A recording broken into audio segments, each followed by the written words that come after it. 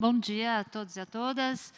Em primeiro lugar, obrigada ao Data Privacy por me convidar para fazer a moderação dessa mesa, com pessoas que têm trabalhado com esse tema de maneira tão interessante, tão abrangente, e, sobretudo, sobre um tema que é tão pertinente para a gente pensar o mundo e o Brasil de forma particular.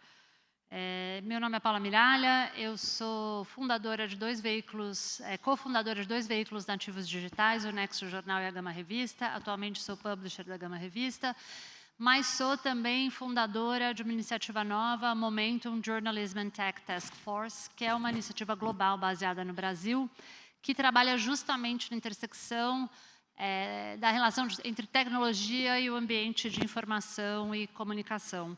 E, portanto, é um prazer para mim estar aqui com vocês e moderar essa conversa, porque a inteligência artificial, assim como a tecnologia emergente de maneira geral, tem um impacto enorme nos sistemas de informação. Então, estou muito envolvida e interessada nesse debate de maneira geral. A gente tem aqui com a gente hoje, como o Rafael apresentou, a Anita é membro fundadora e diretora executiva da IT for Change, onde ela lidera pesquisas e advocacia sobre governança de dados, inteligência artificial, regulamentação de plataformas, e está envolvida em uma série de atividades, esteve muito envolvida com o T20 sobre governança de plataformas, faz parte do comitê de alto nível da NET Mundial +10, que tem a liderança do Brasil. O Brian é diretor de políticas da Data and Society, um instituto de pesquisa independente que estuda as implicações sociais de tecnologias centradas em dados, onde ele lidera a defesa de da organização sobre governança de inteligência artificial. Eu vou fazer minhas observações iniciais em português, depois combinei com eles que as perguntas serão em inglês, eles pediram dessa forma, então peço desculpas, enfim, aviso vocês por conta da tradução e aviso também as tradutoras. Eu queria começar, acho que tem uma conversa, a conversa específica sobre regulação e infraestrutura de tecnologia é uma conversa que mobiliza múltiplas dimensões. Acho que, em primeiro lugar, eu queria chamar a atenção para a relação entre global e local. A gente está falando de empresas que estão localizadas no norte global, cujo impacto, obviamente, se dá nesses países, mas se dá também nos mercados locais. Os mercados, em particularmente, o sul global, os países do sul global são mercados extremamente relevantes para essas plataformas, mas cuja relevância não está proporcionalmente representada nos debates que tratam de regulação, de desenvolvimento de infraestrutura e no modelo, de forma geral, de funcionamento e de negócios dessas plataformas. A gente pode dizer também que essa é uma relação que está profundamente marcada por uma simetria de poder. Uma simetria de poder, talvez, sem precedentes na história. A gente está falando de empresas que são extremamente poderosas, que têm uma interface, uma relação com ecossistemas, seja a sociedade civil, seja o ambiente de informação, seja o setor privado, em outras indústrias, que não necessariamente têm o mesmo poder, muito pelo contrário. E, nesse sentido, tem uma pergunta fundamental, é que quando a gente está falando de desenvolvimento de infraestrutura, de regulação, quais são os interesses que estão de fato representados? Quem é efetivamente servido por essas tecnologias? Essa pergunta fica ainda mais relevante quando a gente considera economias emergentes como a economia brasileira, onde os trade-offs entre regulação e inovação são extremamente, são o tempo todo colocado na mesa. E, finalmente, acho que eu traria uma última questão, e aí também bastante abrangente, que existe hoje um equilíbrio entre interesses privados e públicos quando a gente está falando de regulação, quando a gente está falando de desenvolvimento de infraestrutura. Brian, I'll start with you, and thank you for your opening remarks. Thank you, Paula.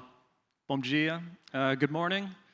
My name is Brian Chen. I'm the Policy Director of Data and Society. And today I'm going to speak about the environment of AI regulation, mainly in the United States. And so I am aware that, I'm an American here. I think I'm the only American here. And to talk about the US at a conference in Brazil, a conference in the Global South, can be kind of maybe a little tiring or self-centered, but I want to make the case that I think it's critical to think about the United States critically. Not because the United States is so smart or so innovative, but because I think in the next 4 years especially, we are going to see a major consolidation of Silicon Valley power, of United States government power that is driven by this pursuit of very dangerous and very advanced uses of AI. And I think the consequences are really going to play out on a global scale, including for the Global South. So yesterday, I was really excited to see that so many panelists and people here were talking about things like AI, the need for governance mechanisms like data privacy, fairness, transparency, accountability. These are things that are really important. My organization, Data and Society, has really pioneered a lot of the research. And in my work, I've translated that research to policymakers and tried to really advance and make that case for policymakers in the US. However, I'd like to think about that approach as kind of inherently narrow. It is primarily thinking of technologies like AI as fundamentally kind of a consumer product or a business enterprise product. And of course, AI is all those things. It's much more, though, than a consumer product. And I think we need to kind of think about AI, and I think it's really important to understand when we think about AI, this is a product that has deep ties and deep connections with the military-industrial complex. And that's really where I'm going to focus a lot of my discussion today.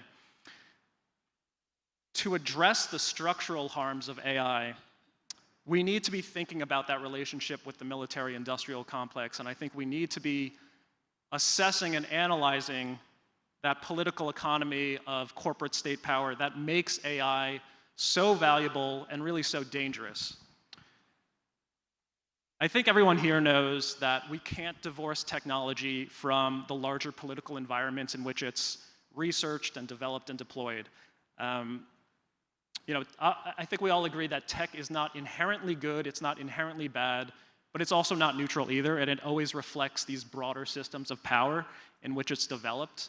And so I'd like to make the case that really the thing that I'm concerned about, the power that is really driving AI forward, that is animating so much of the money and the funds that are going towards AI, is this so-called AI Cold War. It's this idea of this military race among the world superpowers to have the most advanced AI, the most powerful AI. And of course, in this kind of Cold War mentality, no country wants to be left behind as their competitors are achieving faster AI, are achieving artificial general intelligence, or AGI. And this is, of course, playing into a concentration of power in Silicon Valley, this market concentration of power that the tech firms are profiting from. And I should also note, I think probably people here and researchers here understand that the building blocks of AI, things like machine learning, neural networks, powerful semiconductors, these all have deep ties and legacies with war and foreign policy competition. And so in a way, it's no surprise that AI also is playing out along these lines. And so because AI is caught up in these geopolitics, this geopolitical competition, one thing that I've kind of seen in my day job come up with policymakers around conversations of technology policy is this argument around national security. And maybe you all have seen this as well. It's this national security argument that comes up in conversations with policymakers, and it makes it easier to push out civil society from the room and really to think about AI protections as really just kind of unnecessary. Why are we talking about these things about human rights or civil liberties? And as a result, the ones who are left in the room, the ones who are making decisions about AI policy or technology policy, they don't have much interest in, let's say, protecting people's civil rights or ensuring freedom of assembly, freedom of speech. You have foreign policy experts who really will say, look, our adversaries are using this AI, they're using this technology to defeat us. in cybersecurity and intelligence. So why are we going to have limitations on how we use AI? We need to kind of keep going and going. And there is this race to the bottom of this national security use of AI. So let me give an example of that. So in the US, the Biden administration, about a year ago, released an AI executive order.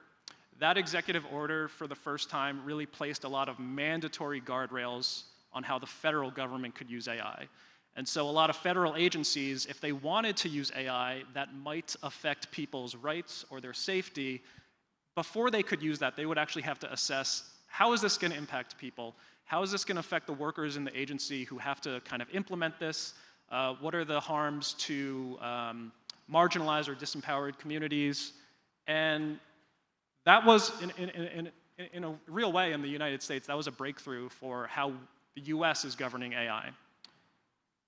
The issue is that there was a major, major carve-out for any AI that's used as part of a national security system. So all those guardrails that I just talked about, those kind of groundbreaking guardrails, could be avoided if a federal agency kind of said, well, actually, we plan to use this AI for national security, or we think this AI is really critical for the nation's security. And this is largely the same case in the EU with the AI Act. The AI Act, I think you all know, is generally pretty strong about setting up a risk-based framework to regulate AI.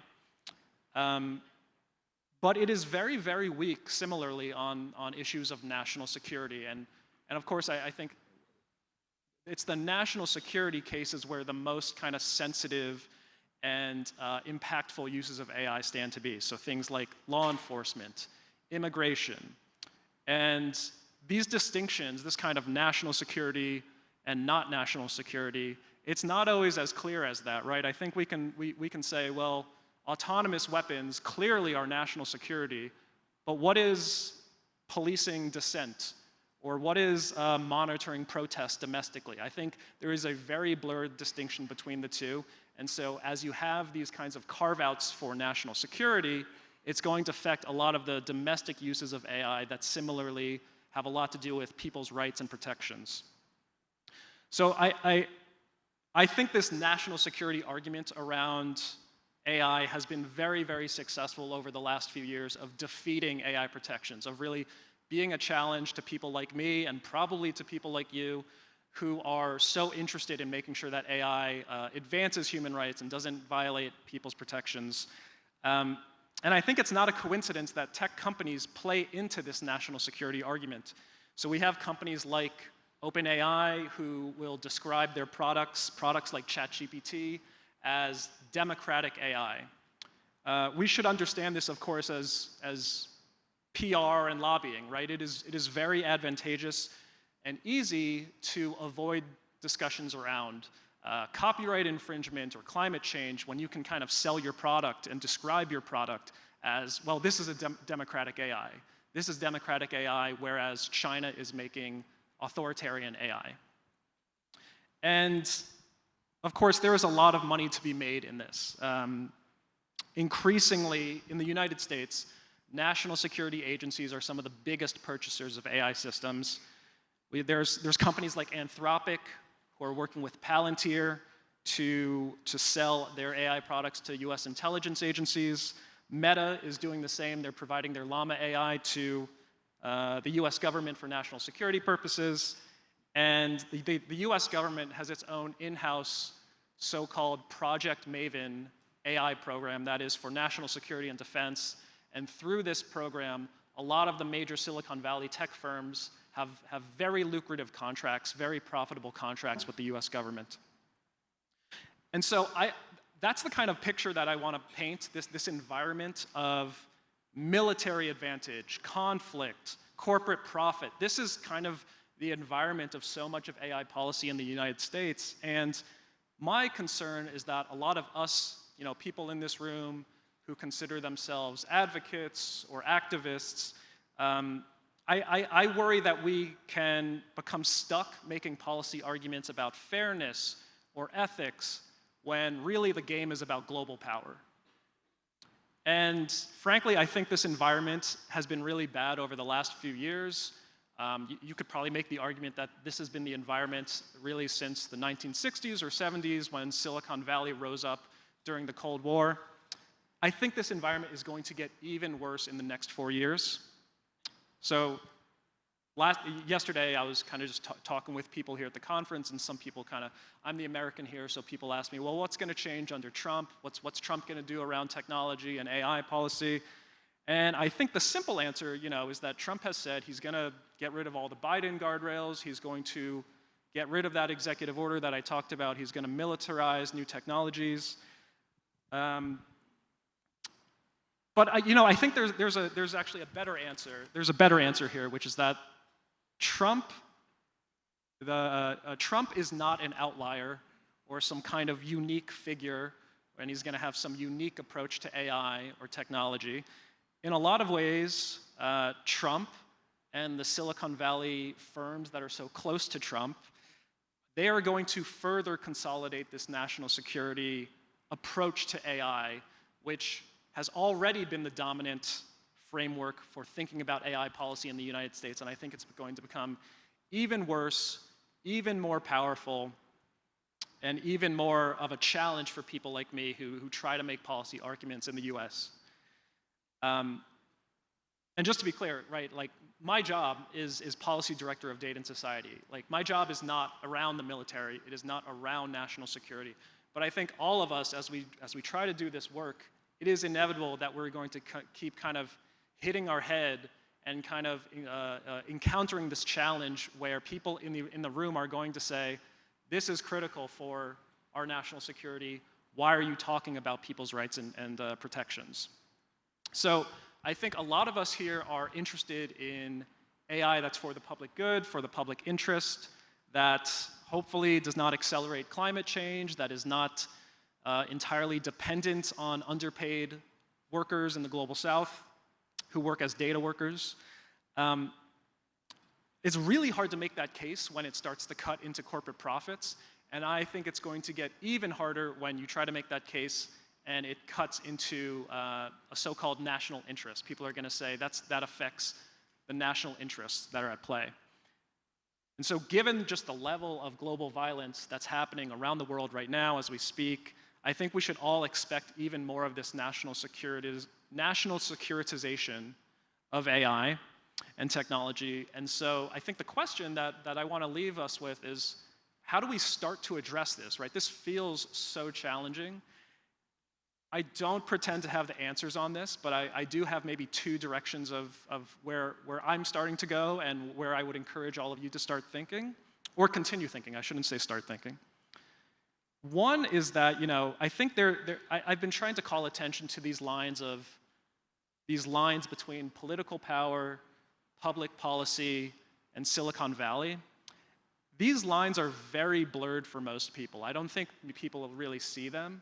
What are the ways that we can make that visible to others so it's easier to critique and to call out and really call attention to?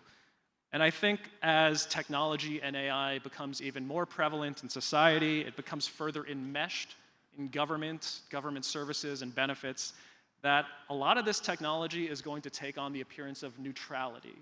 Right? You can imagine someone saying, well, we chose to bomb that location not because of any political decision necessarily, but that's where the technology told us to bomb, or that's where the technology told us to monitor certain protests.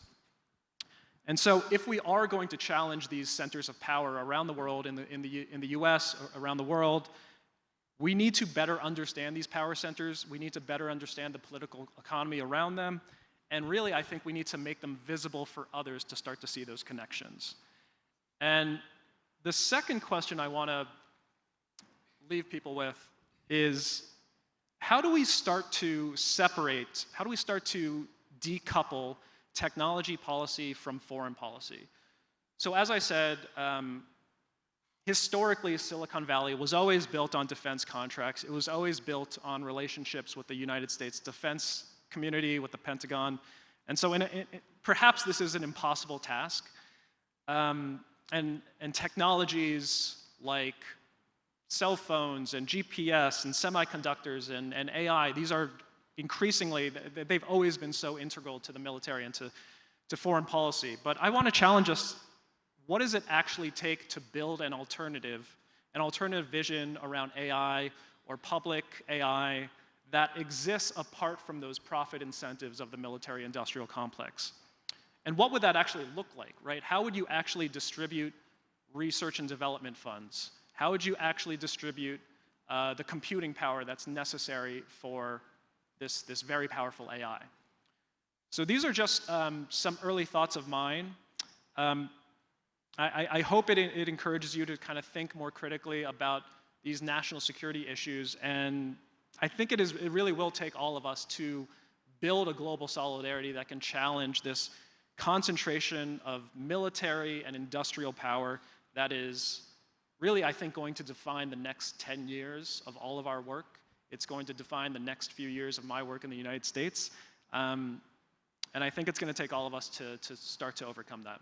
So thank you.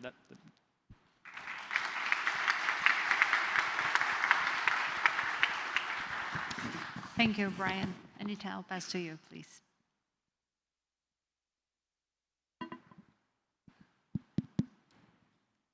Thank you very much for that wonderful, even if somewhat alarmist beginning, because I think we know what the power structures are. I think we are also feeling a little bit like paralyzed to address what's ahead of us. Okay, is this louder? Okay. I think there's a lot of echo. I hope that allows everybody to hear. So I'm going to situate this argument more in the context of the Global South, but I will obviously critique the larger business model, and I think it's very useful advice, Brian, that we should have critical perspectives on the US.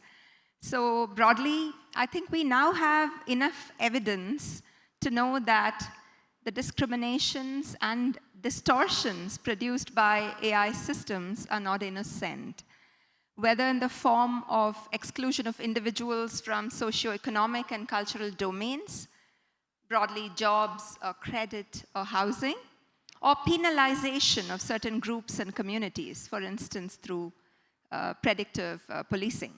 But what is even more frightening, I think, is that digital capitalism will have us believe that these problems of machine cognition are fixable. So the entire propaganda is that we can get it right, if only we get more data. So the AI paradigm is built on this ideology of dataism, like feminism, like Marxism, dataism. A supreme elasticity through which complex social notions of diversity, equity, inclusion are accommodated as if they are technical ideas. This ideology is something to be unpacked. Firstly, dataism is the idea that large data sets offer a higher form of intelligence and knowledge that can generate insights that were previously impossible, with the aura of truth, objectivity, and accuracy. Dataism is also the irrational assumption that each single data set is likely to have some intrinsic, hidden, not yet unearthed value, and so you need to hold the data. You just need to keep it for another day, for a rainy day. And dataism is the very impulse for monopoly profit that makes AI production a closed, proprietized activity occurring on network scale through huge infrastructures that render human and humanized intervention implausible. Let me share with you two facts that bring us to the contradictions of this paradigm. On the one hand is the use of generative AI to create synthetic data. This is growing rapidly. According to industry predictions, 60% of data for AI will be synthetic by this year, 2024, and it is up from 1% in 2021. This is because we really need to simulate reality, think about future scenarios, all of this, you know, in the lab where code and algorithm is being produced. But in a dynamic world of great social complexity, and in the absence of real-world data in so many countries to validate synthetic data, we really have a problem on our hands. We have to worry about the societal consequences of the truth and reality shaped by such models. The market remains the raison d'etre, the organizing principle of AI production and governance. And because data must flow across borders, our policies and laws have found legitimating devices to make such data flows happen. You decide that data free flows are useful to the world, and then you kind of manufacture the legitimating devices, risk assessments, intellectual property, data protection, interoperability, portability, all very narrow and liberal at best. None of these even vaguely questions the scaffolding, the structures of algorithmic disorder that are putting out untenable mathematical solutions to thick social problems. This brings me to the second fact. The material production networks of AI, I mean, this session is all about understanding the players, right? These are really invisible in their full depth and span, even to the powerful lead firms that produce the AI. So in 2018, Kate Crawford wrote this beautiful piece in Anatomy of an AI System, and I quote, "One illustration of the difficulty of investigating and tracking the contemporary production chain process is that it took Intel, the company, more than 4 years to understand its own supply chain well enough to ensure that no tantalum from the Congo was in its microprocessor products." So what I'm saying is that with 19,000 suppliers in over 100 countries providing direct materials for production and logistics, Intel's vast infrastructures of AI create a colonial dystopia. The human in the value chain must be dehumanized and disappeared into the technopolitical apparatus of AI. So big tech monopolies are busy enclosing biodiversity information. From Meta to Amazon and other big tech firms, a race is on to plunder natural resources through programs that are titled AI for Nature. So this is where millions of dollars is going. So what do these two facts, one about synthetic data and the other about Intel's supply chains, tell us? They tell us that our systems, including regulatory systems, are on this race to de-risk big tech's AI models so that we can have big tech put out more horror stories by somehow fixing the unfixable, getting more and more decontextual in the search for overgeneralized big data models. And these two facts tell us that we have no way to measure the societal and collective harm in the very fact that the social and planetary boundaries are already crossed and we are on the precipice. So Brian spoke about the problem of market concentration and the generative AI dilemma. In fact, our friends from AI Now Institute put it very simply.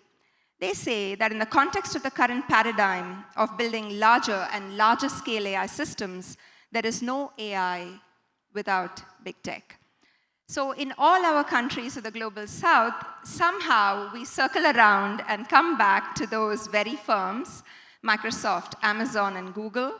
And these are the firms that really own all the base AI products.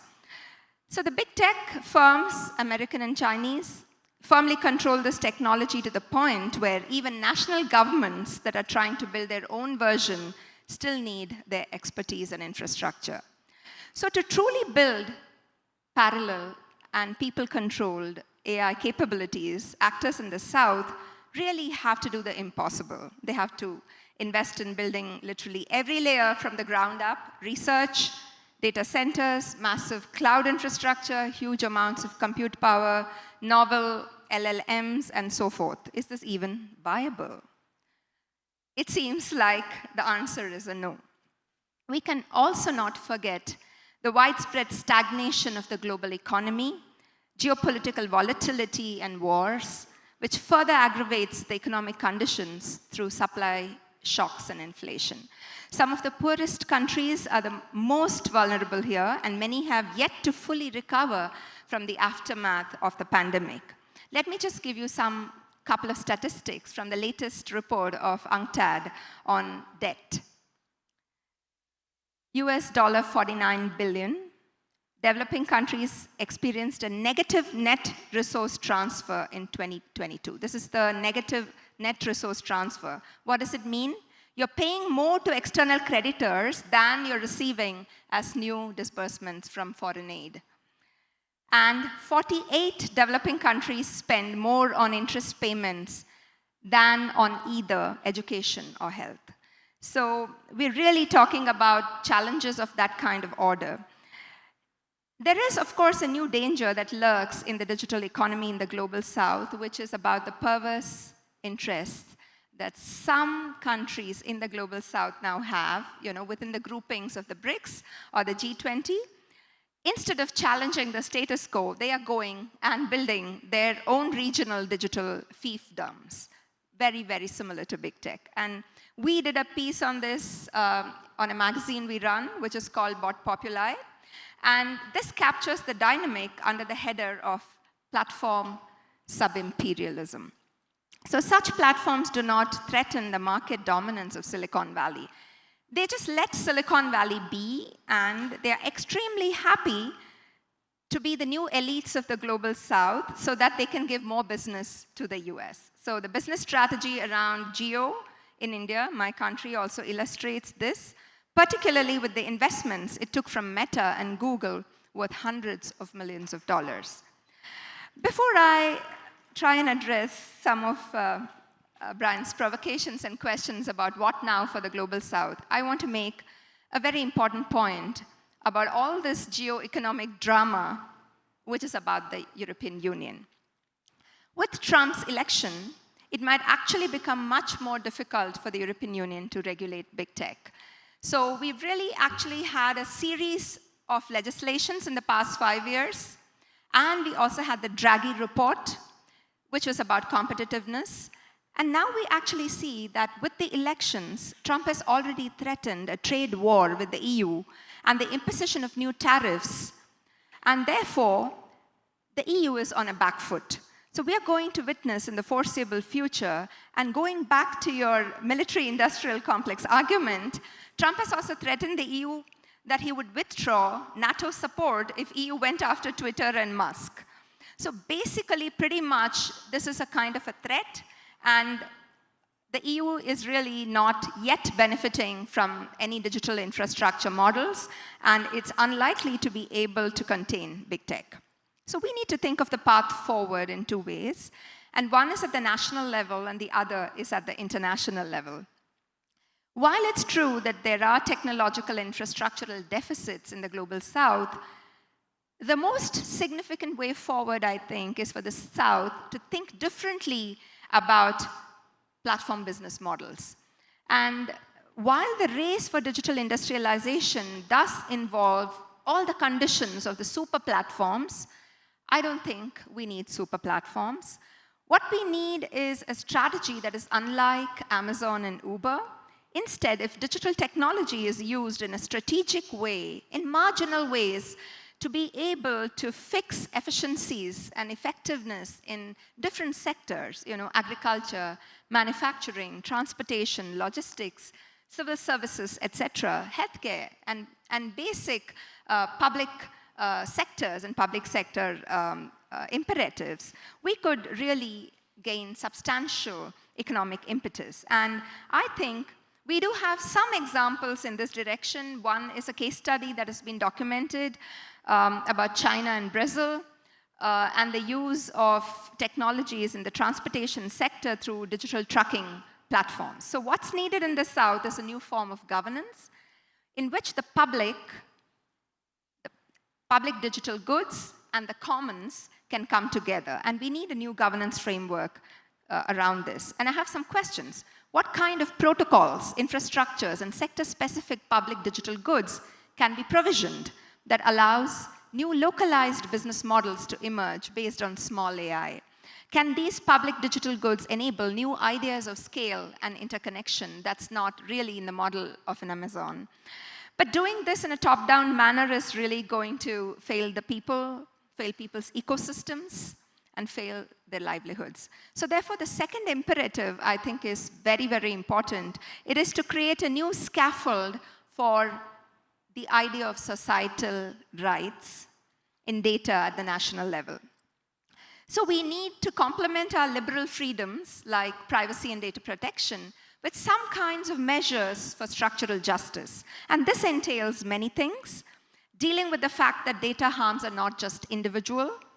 In fact, the Aarhus Convention, for example, uses the idea of public engagement in environment issues as a right to contest environmental harm. You don't have to be the affected party to contest a case of harm in the court. You can simply be a public interest actor. Similarly, societal rights also means that data cannot be locked up by abusing trade secrets, and it would mean courts and the public are able to access algorithmic code in transnational supply chains. Societal rights also means we can recognize communities are the custodians of data, and societal rights means institutions to manage data benefits and pursue data infrastructures must involve ex-ante measures for public deliberation. And recently at the LSE last week, Professor Tarun Khaitan pointed out a beautiful thing, and I want to share that with you. He says, to tackle platform capitalism, we need to embrace a new constitutional value. And this value is the value of truth. So, in addition to liberty, equality, fraternity, solidarity, we need the idea of verity. This concept of verity would mean new institutional frames for the common defense of truth, speech offenses in a world of misogyny, and in general, a new social contract for data that can enable the opacity of black boxes and the stranglehold of intellectual property to be broken. So, if AI business is busy trying to fix the structures of cognition, artificial intelligence is part of the structures of cognition, just by adding and stirring more data, our institutions in the South need to build the infrastructures of public reason. We need reason, we need understanding, we need public deliberation. On the international dimension, I'd just like to conclude with a couple of ideas. One of the key geopolitical questions for the Global South is how do we deal with the tenuous political ties that keep us together, even as we anticipate more and more fissures in the extremely difficult geopolitical context. As such, in the G77, we already have a division between the elites who want to befriend the G20 and the others who are paying away their interests for debts. So I'd like to quote Evgeny Morozov here, who makes an argument in a recent article. And he talks about how the duplication by all these 5, 6 big tech companies to build the same kind of AI is astonishingly wasteful. They're trying to build ground up the same thing. And obviously, the cost of this is not like having different brands of pencils or cars or different brands of burgers, right?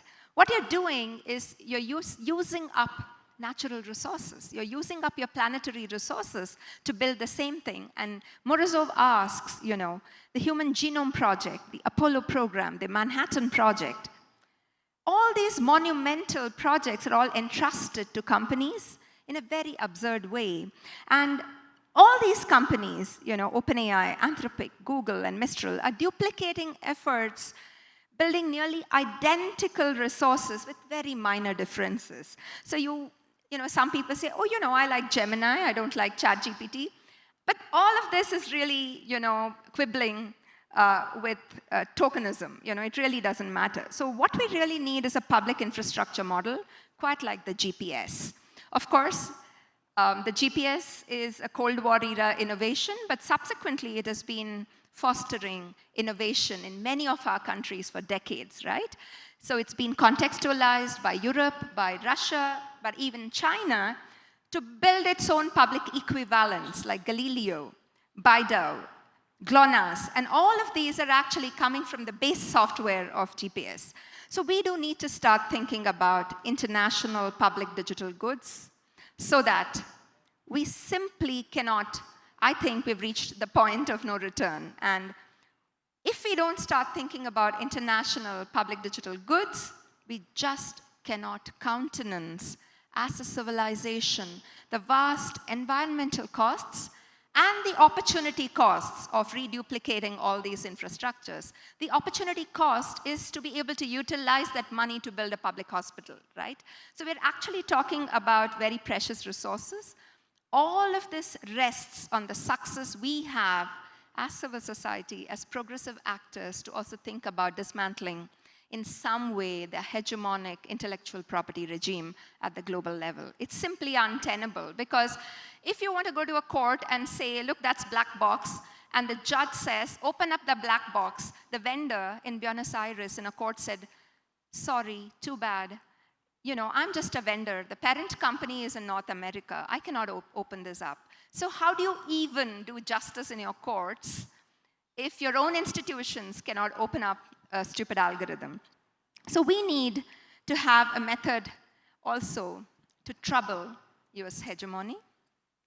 We need new alliances among civil society actors across the board. So the digital, as was pointed out yesterday throughout, and as will be pointed out in sessions today, we know that it's not just one issue. It's really an issue about the future of our democracies, the future of our planet. And therefore, we may also need to look at some clever alliances with certain states in the European Union so that we can provoke them to think about, won't it be more rewarding for you if you have a kind of a discursive and a subversive pact with us in civil society, just to take on the US on some limited multilateral goals? You know, we have to be strategic about it. I think all of this leads us to a big question. You know, what is this solidarity looking like? Is it even possible in a world where all of us feel very, very skeptical, de-energized? But I think we cannot afford to lose hope, and we need to build those unlikely alliances that will enable us to work on the behalf of those people. You know, 3.3 billion people live in countries that have excessive debt burdens. So I think it's a duty. I don't think we have a choice in the matter. Thank you very much.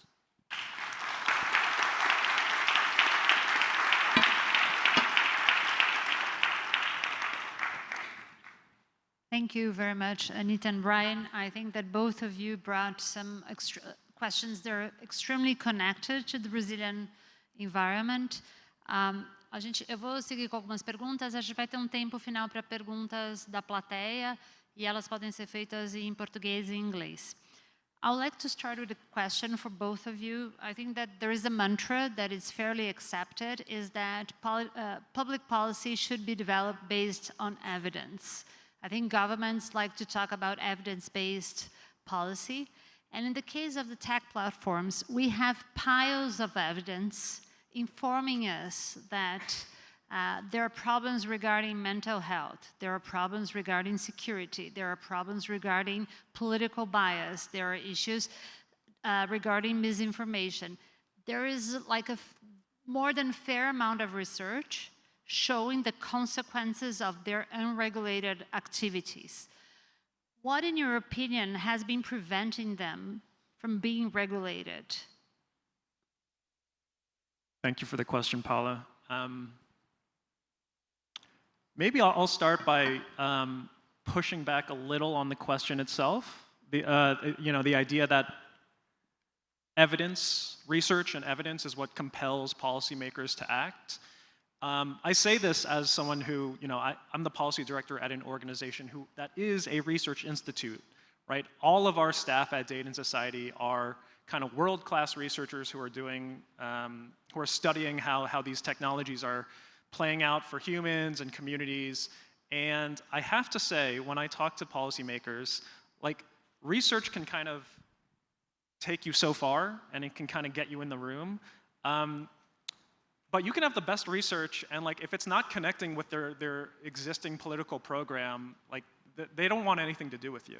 So I think, I say that not to kind of discourage research, because I know we have researchers here, but I do think there is a need to kind of connect research to what I think is always kind of the big power for moving politics or moving policy, which is that's building coalitions, that's building actual movements. And I think what research can do is not so much to say, hey, look at this research, and you show research to some senator or to some person in the government, but to kind of be able to show through your research and take that to different constituencies and different interests and say, this is how technology, this is how AI is affecting, workers, and this is how it's affecting the labor movement, and this is how it's affecting all different kinds of constituencies. And that, to me, is what kind of gives me the most hope about the role of research, was that it can help to mobilize these broader constituencies and movements, and then you can start to bring that to bear with politicians and policymakers.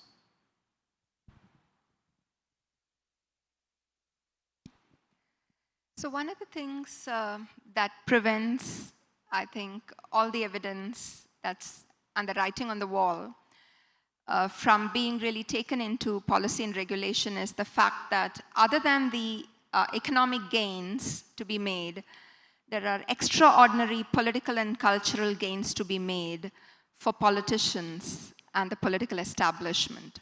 So who benefits from misogyny? Patriarchs. And who are the politicians? They are the patriarchs. So at some level, I think the clickbait economy is not just producing profits for industry.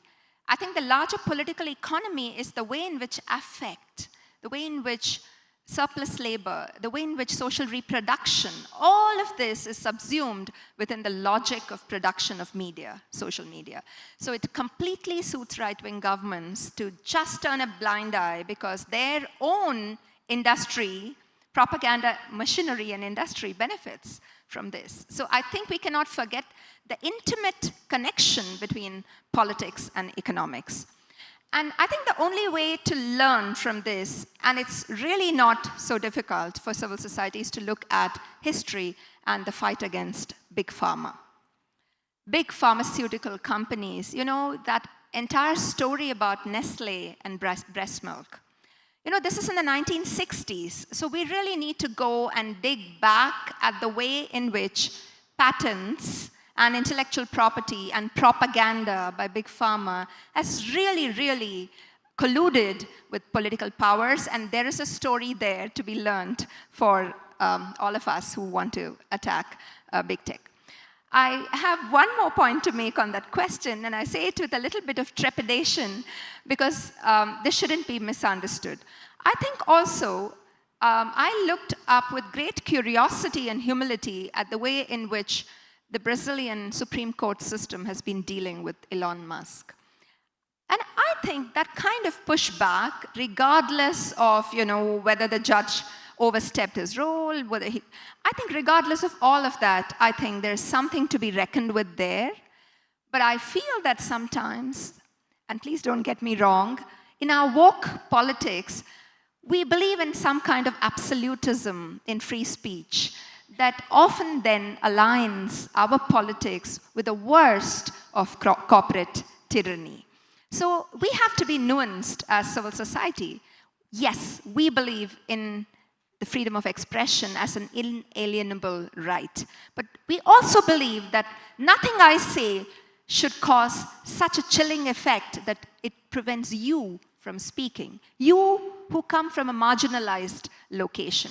So I feel that legislation is often not able to move because there are these quandaries, and everything comes back to the way in which industry is able to capitalize on civil society emotions about free speech. I don't know if my thesis seems persuasive, but these are some evolving thoughts. Thank you. Thanks very much, both Brian and Anita. I mean, Brian, I think there is a great discussion about the impact that academic knowledge is able to have on the public debate and on policy formulation. I think it's something that we need to be thinking of all the time. And Anita, I think that you bring a super interesting and relevant point, because part of this narrative when it comes to free speech, free internet, has been captured by the platforms in order to defend their own interests.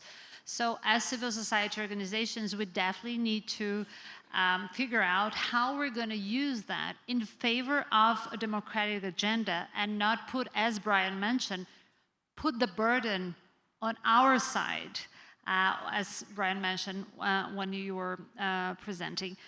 So I want to address also, I was listening to a podcast on that was reporting that there was a phone call between Sundar Pichai and Trump, and apparently Elon Musk was on that call as well.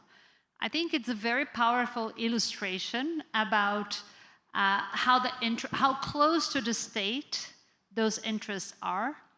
And we also have seen in Brazil, when we were about to have a bill that would regulate platforms, it was about to be voted, we saw the power of the lobby that big platforms have, with an incredible amount of money, very connected to certain politicians.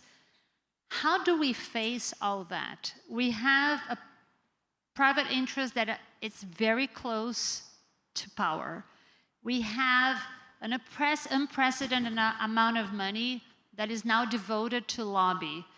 Do we have a chance of countering all of that? And if we do, it stands on what specifically? I'm just really surprised we made it this far before we got to Elon Musk. You know, to answer your question, Paula, I don't know if I have a lot of optimism around how we can combat the just incredible amounts of lobbying power that tech firms, Elon Musk, have brought to bear in all kinds of countries, and certainly that's the case in the United States. I think people have seen reporting around how during the latest presidential campaign, so much of venture capital, so much of Silicon Valley really made alliances with the Trump campaign, and now you're starting to see that bear fruit in the kind of personnel and appointments in the next administration. I guess the only way I can think about this, the only kind of slight angle that I can think to maybe give me some hope, and it's not much hope, which is that, you know, any president, I mean, like in the United States, we know that in January it's going to be Trump who becomes the president. We know that Congress is going to be all Republican, and so it would seem that there's really nothing that can be done. Anything he wants to do, he can pretty much get done. I think, like anyone else, right, Trump as a president is not, even with all those levers of power that he has,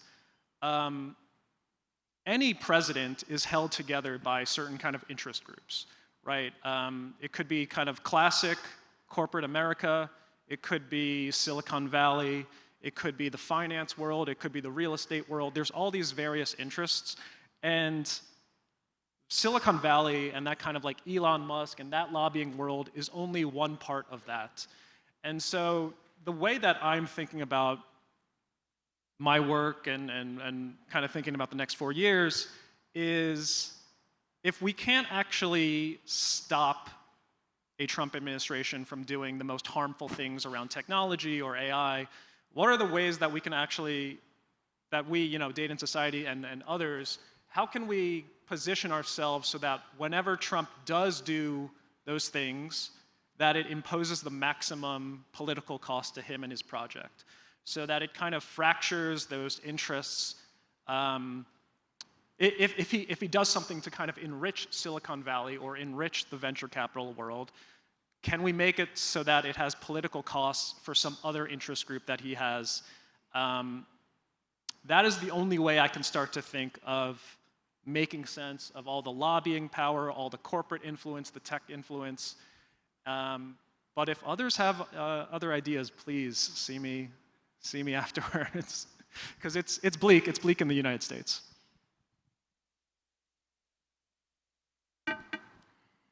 I will probably speak from my personal experience of how I understand what to do about hegemonic power.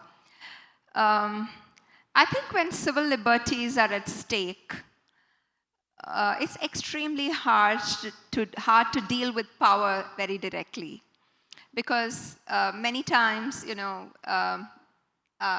are given the advice, well, if you're in the nonprofit sector, lie low and wait till you have your moment. Because if you don't lie low and if you take on the powers that be, then you might not be around when the revolution actually happens. At some level, I think there are two things my organization does. And one is, I think, to use moral authority. And moral authority is saying the same thing consistently for 25 years. If you believe that you have to challenge colonial powers, you have to say so without changing sides. And you have to keep at it, and through the moral authority, I think you could have some elbow room in post-national, in international spaces. So one of the things is, you need to do what you need to do within your nation state, and you can do other things through alliances in transnational spaces. So in the context of my organization, our strategy is to use these alliances, to use allies strategically with very, very well-defined boundaries, so that our moral authority as civil society is really not diluted. That you stand for what you stand for, even as you do what you do in these spaces to convey your message. Back home, at least in the past decade, my organization has been exploring what other models of data and AI can exist. So we're actually building AI, and we really feel that working with the communities and turning inward into a more reflective space of grappling with the alternatives is very, very empowering. Otherwise, I think you can get very burnt out and you can get very frustrated. So we work with the education system in a neighboring state, this government of Kerala. In Kerala state, we're working with the education system to build an AI application for school systems, public school systems, which is a data trust model owned or co-owned by the public education system, by parents of children, and by custodians of the data, which is an independent institution. So we're trying to see how in 12,000 schools, we will actually be able to deal with data and AI in an entirely different way. So I think that walking the talk in some way to build alternatives to these large monolithic ideas of power is one way that you can confront the existence of this power. And the second, I think, is to build transnational alliances and earn your moral authority. Thank you. Brian, I have a question for you. I think that one of the issues we've been facing, researchers, also the media industry and several other industries, is the lack of transparency when it comes to big tech platforms. Access to data, even issues concerning governance. And as you mentioned, also when it comes to national security, it can become also an excuse to not share information. How do you deal with that? Are there ways to access this information? What can be done to make them more transparent, in your opinion?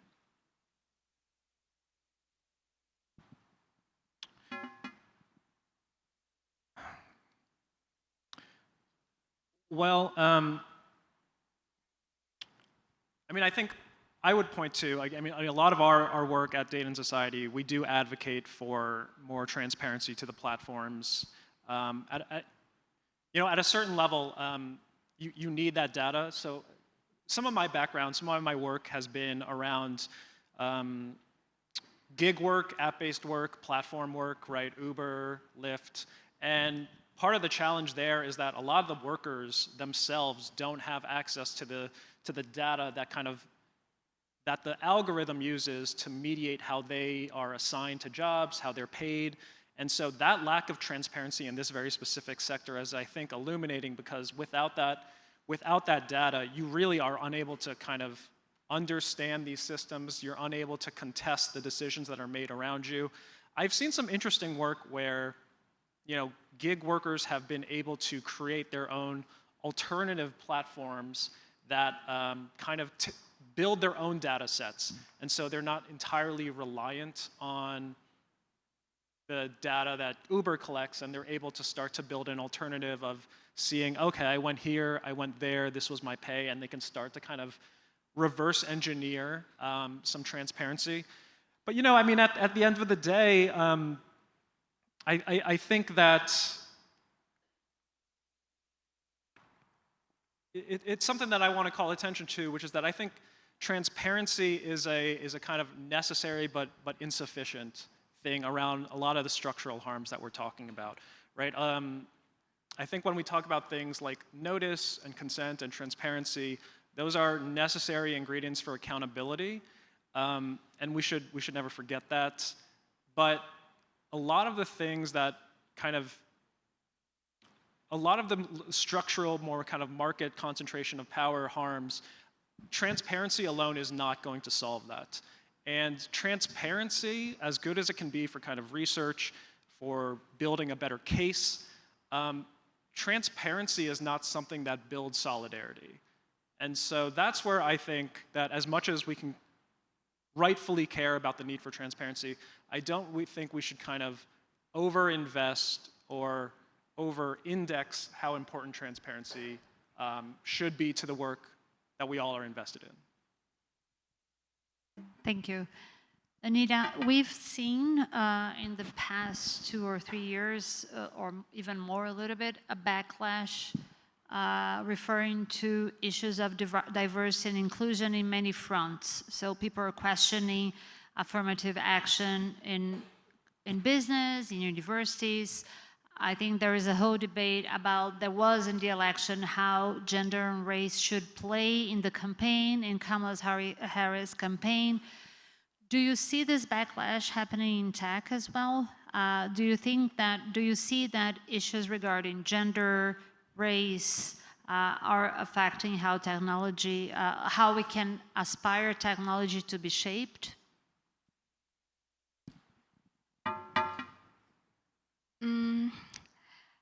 I don't think so. I don't see a backlash, and that's because I think the very model for social media, or the models in AI, which are not really looking at structural questions, but they're just tinkering at the edges, these models are based on what they call fairness gerrymandering.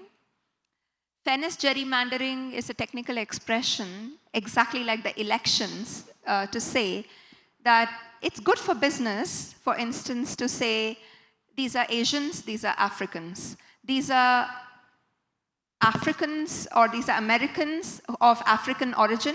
These are American men of African origin. These are American boys of African origin. These are American women of So what you can do with a data set is you can gerrymander, and you can keep dividing the way by which you give weightages in the way in which the algorithm uses its parameters. This is big business. The more you profile individuals, the more you profile their gender, sexuality, race, and ethnicity, the more you're going to get to markets that are different. And this is, of course, the old story, and this remains to be very, very important.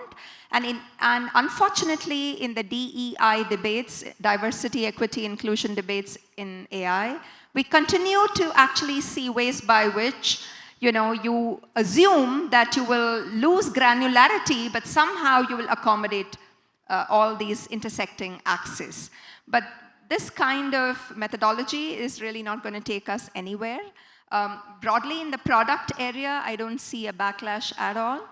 But I do really worry about the ways in which the structural condition for women engineers, women in AI in countries like ours is not improving in the least. That's because socially, the burdens that girls and women carry, the cultural expectations placed on them is awful. And right-wing governments nowhere in the world are going to encourage women to take part in the domain of technology or in the public debates around technology. So I think the market will suitably target all genders, all races, whereas society will remain, where we are, or perhaps, in some instances, we're also receding and regressing. Thank you. A gente vai abrir para perguntas da plateia. A gente tem uma aqui e outra ali. Eu pediria e uma terceira. E aí a gente vai fechar, gente. Então vamos fazer. A gente faz uma rodada. Eu pediria para vocês serem breves na intervenção para a gente poder ouvir todo mundo. A gente tem uma aqui em cima. Ali em cima foi a primeira.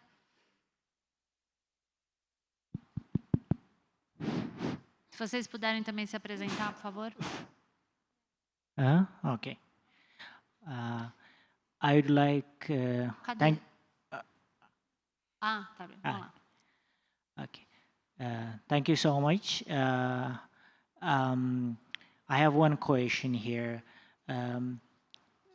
My question is related with that of the critical perspective of AI, data collections that demography have been a way of historical injustice. Using demographic data have been a way of historical injustice, discriminations. So what is your perspective, AI creating and facilitating intensive demographic categories? Before we have like, okay, this is a black person, this is a brown, or like that, and gender issues. But now they can, using artificial intelligence, even you can identify a people's color of eyes. So based on each that kind of feature that is collected using this AI, what will be the implication for creating a social injustice that will repeat that of what happened in history? Thank you. We have 4, so we're going to make 2 and 2. Okay? Agora essa aqui, por favor.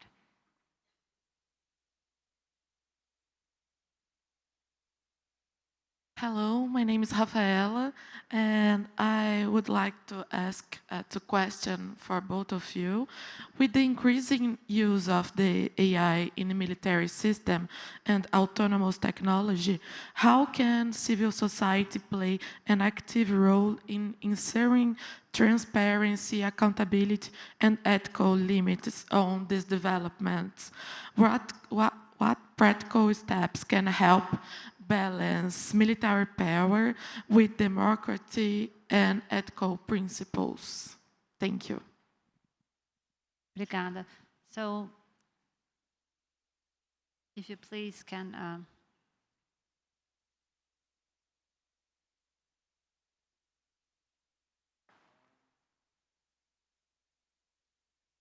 I'll go first. So on the first question, the kind of historical social injustice around that's reflected in demographic data, and then as algorithms process that demographic data, they start to reproduce those social injustices. I mean, of course, I agree completely with the premise of what you're saying. I completely agree. The only thing I would maybe add is that I think perhaps it is a mistake to kind of lean so heavily into that kind of demographic data issue and the ways that it's producing social harms through technology. I'll give you an example. So in the United States, Trump has said he wants to round up people who are undocumented, immigrants who are undocumented, and then kind of like kick them out of the country. And that's a big logistical question. Like, how do you actually find these people? Who are they? What are the records for them? And so there's going to be a big push within the US government to kind of, vendors are going to come to the US government and say, we have technology that can help you identify these people.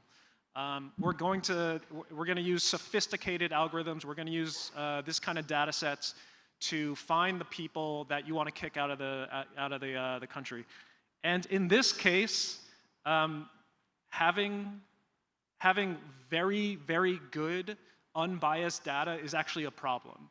I mean, in this case, like the business case, the kind of vendor business case for we have the most accurate data that is not subject to these biases is actually more of a problem because it actually gives, right, it's kind of making the case for the government to say we have the most, we're able to kind of target with hyper specificity, with incredible accuracy, the people, and then we're going to toss them out. And so in a lot of ways, I mean, I think I completely agree with you that it is a huge concern how much of this demographic data, the harms associated with the demographic data gets reproduced through it, reproduced through AI and algorithmic technologies. I also think that civil society, while we should call that attention to that, we should also be very aware that there often is a business case for companies to already address that. And that's why I think in a lot of the work that I do, I think it's fair to call out the demographic biases and the demographic discrepancies while still calling attention to the underlying business model, because I think the two are distinct. And then on the second question, you know, how can civil society advance ethical principles or ethical limits in the military? So, I mean, I think part of it is that, like, when we talk about military or we talk about national security, there's this implicit idea that this is serious stuff, like this is special stuff. And everything else that we're talking about in like society, in housing, rent, employment, like that's all well and good, but now we're talking about serious stuff.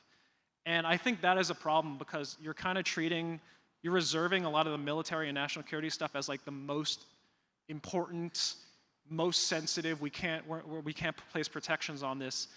At the same time, the military and national security space is where the most harmful applications of AI are going to be, right? I think if we believe in the idea that AI has these problems, that it's worth attaching these governance mechanisms, these protections to it, I would make the case that it actually should apply more to the national security and military context and not less. And so I think one thing that we all should be saying as a civil society is that there's really there shouldn't be a distinction between the two. If protections apply here, they ought to apply there as well. I don't have much to add, just to say that I do see social injustices getting more entrenched because of profiling, and in the absence of a kind of a legal constitutional framework that can safeguard our rights in a data-fied society. I think privacy laws are important. It's also important to update the right to information and transparency law so that we have complete awareness as citizens about to what use our public data sets are being put. So where is the public data set going? And of course, we also need for public data sets guardrails for their use, including sunset clauses. In my country, other than the fact that religious minority communities are being targeted extensively, and data technologies have only aided and abetted that kind of crime, we also see a huge opportunism, especially of the insurance industry, in having data about extremely poor people whose money the insurance industry really wants. So I think all of this is arising because of completely unregulated data markets and absolutely no framework for the way public data sets can actually be used. Thank you. A gente tem uma pergunta aqui e outra aqui. Infelizmente, a gente vai ter que encerrar. Então, temos essas duas aqui.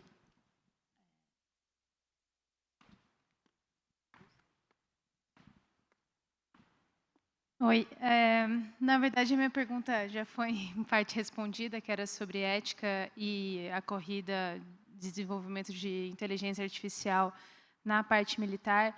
Eu queria saber se você tem algum exemplo de governança em relação à parte de inteligência artificial em âmbito de segurança nacional. algum país que a gente pode pensar como referência, porque realmente esse discurso de exceção em relação à segurança nacional acaba esvaziando tudo que a gente tem de governança e toda a parte de segurança e responsabilidade. Obrigada. E aqui Você pode levantar sua mão? Você que levantou em primeiro, foi o primeiro a... Hi, my name is Luiz Felipe. I am a PhD candidate at the Universidade Federal de Minas Gerais. I'm going to make the question in Portuguese. Beg your pardon. Na mesma linha de raciocínio da Daniela e da outra colega sobre o uso de inteligência artificial para a parte militar, a minha pergunta ou provocação é: será que a gente está saindo do capitalismo de vigilância para um militarismo de vigilância e, pior ainda, sem o dilema de Oppenheimer?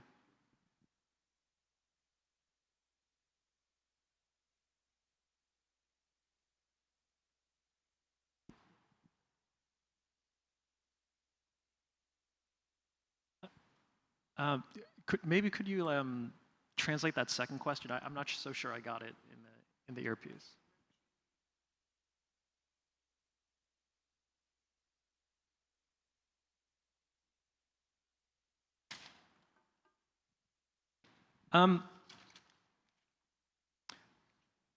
You know, I think on that question, are we changing from a military surveillance capitalism to a surveillance militarism? That's an interesting question. I've never quite thought of it that way.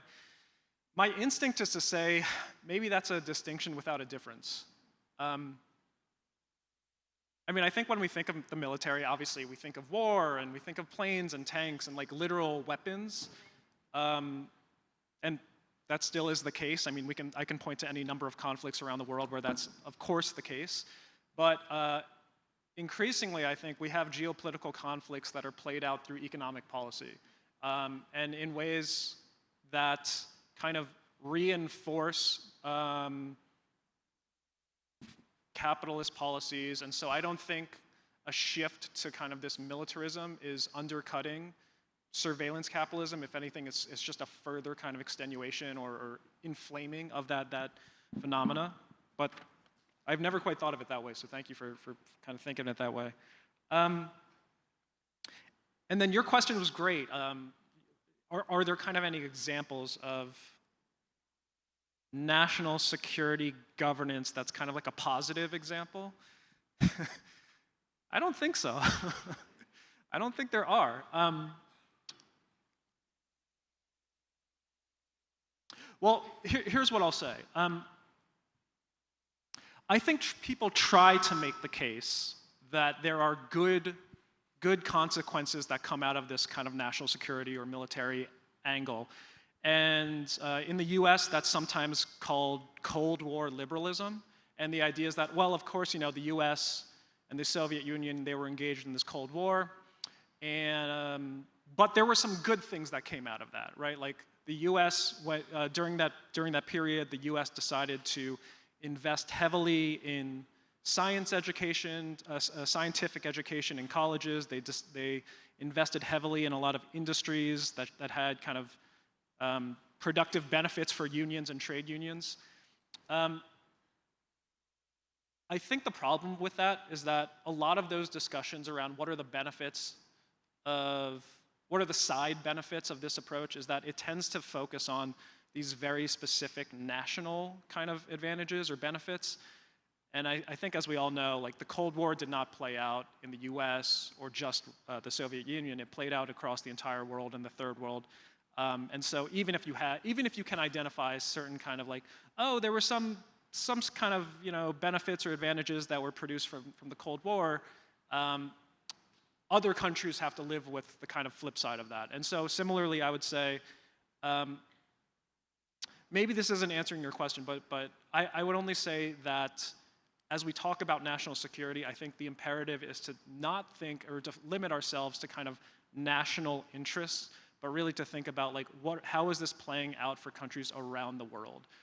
Because if I limit it to just kind of what are the things that are good for the US interests, That is a very different conversation, and I think here in this conference in the Global South, I think we can understand the kind of irony of that kind of very limited and narrow conversation. Thank you, Brian. Anita, I know the question wasn't addressed for you, but if you would like to make any closing remarks. Yeah, I think that the kind of technologies we're talking about in terms of their potency requires us to really think about how culture, society, economy, and all of these are being intersected because these are infrastructures. So they're not just tools, they're actually ways of thinking, they're foundations. So in some way, the fact that everybody likes a good war, is very true. And technologies will really amplify and accelerate the possibilities of gain for capitalism and for political power, geopolitical power. And I think that we're seeing that more and more, also because of borders closing in, changes to immigration policies in Europe, in Canada, in Australia, the number of visas for students. And I think that we're really moving in the world in a direction where the technological framework and the way in which we are all becoming parochial and inward-looking, these are coinciding. So actually, at the bottom of it is, I think, a profoundly important question of how do we envision democracy globally, and what would that mean for institutions? Thank you both very much. Obrigada, Brian. Obrigada, Anita. E obrigada a vocês por terem acompanhado a gente nessa sessão.